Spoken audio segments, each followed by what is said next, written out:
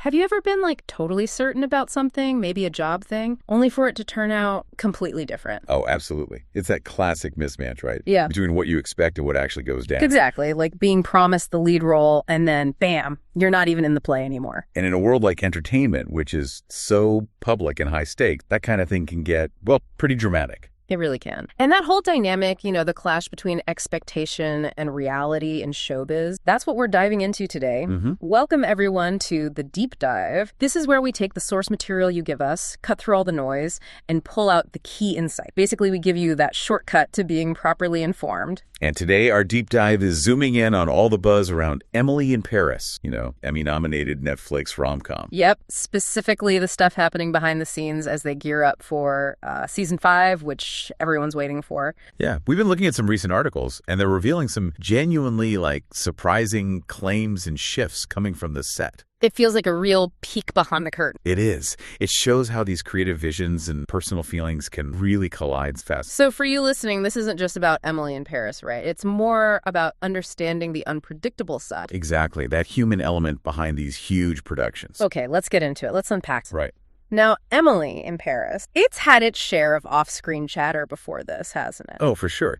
It's not exactly new territory for them. There's often almost as much talk about what happens off-set as on. And remembering that context kind of sets the stage for this late. Definitely. Think back to Lucas Bravo, Gabriel. Remember all that talk? His unfiltered thoughts about the show and his character. Yeah, people were seriously wondering if he was even coming back. Right. But just to be clear for everyone, he is confirmed for season 5. So that particular bit of drama is settled. Okay, good to know. That one's resolved. And then there was Camille Razat, who plays Camille. She was leaving after season 4.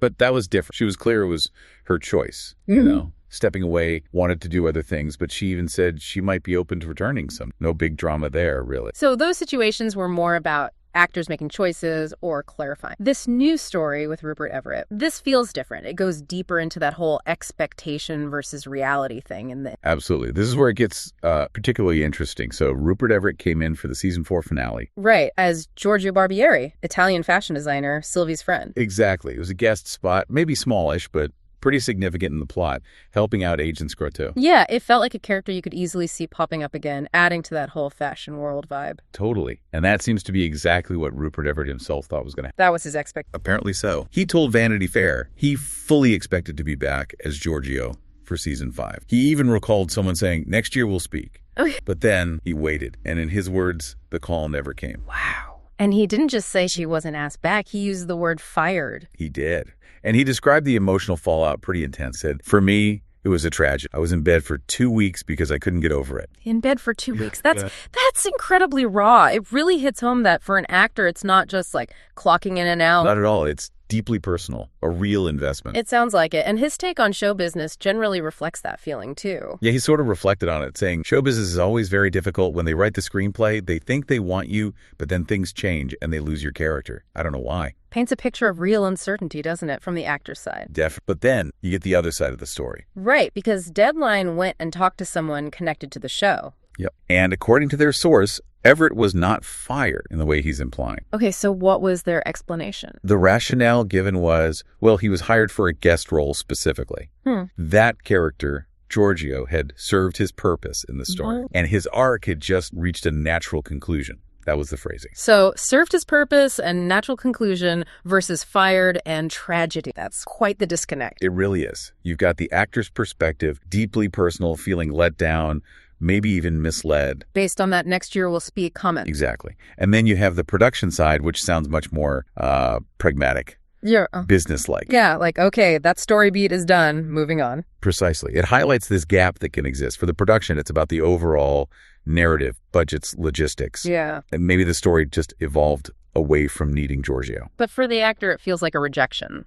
A personal one. And you have to say, regardless of whether fired is technically the right word or not, it clearly hurt his feeling, especially if he genuinely believed, based on what was said, that he'd be back. That expectation was there. That seems to be the crux of it. The difference in perception of the same event is just fascinating and kind of a stark look at how Hollywood can operate. It really is. A perfect little case study almost. Okay, so putting aside that specific drama for a moment, though, it's super interesting. Let's look ahead. What do we actually know is happening with Emily in Paris season 5? What's confirmed? Well, like we said, Lucas Bravo's Gabriel is definitely back. That's locked in. Good. And the rest of the main gang, Lily Collins, Ashley Park, Philippine Push, Leroy Boulou, Samuel Arnold, Bruno Guri, they're all returning too. The main exception being Camille Razat, who, as we mentioned, planned her exit. Right. So the core group is mostly intact. Are there new faces joining? You mentioned some guest stars earlier. Yes. Minnie Drivers is joining, reportedly playing a princess, which sounds very Emily in Paris. It does. What could that mean for the story, you think? A princess? Well, it definitely keeps the show playing in that high society sandbox.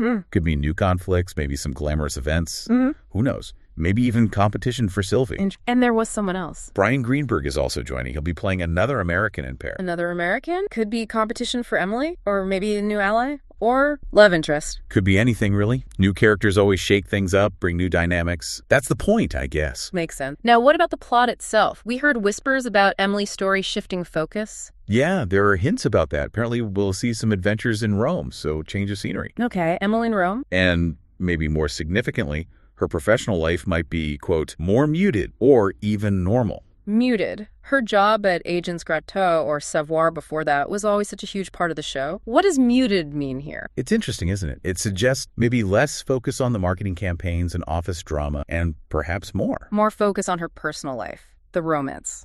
Exactly. The hints strongly suggest her love life takes center stage. I mean, she's with Marcello now, right? But Gabriel still wants her back. That triangle is clearly the main engine for season 5. Maybe even more than before if the work stuff is toned down. So less about climbing the career ladder, more about navigating these messy relationships. Seems like it. Really doubling down on the rom-com. Okay, and when do we actually get to see all this? What's the timeline? So production started this past spring. They're apparently scheduled to wrap up filming pretty late August. Just before summer ends. Okay. And Netflix has confirmed it's coming out in 2025. As for the exact date, we'll probably hear something later this summer or maybe in the fall. Got it. So 2025 release, news may be coming later this year. Correct. All right, so let's wrap this up. Recapping our deep dive today on Emily in Paris, the core thing we unearthed is this real right. Definitely. Between Rupert Everett's experience feeling fired, the personal sting of it. Yeah, that very human, emotional reaction. Versus the production's perspective. Much more detached, business focused. Yeah.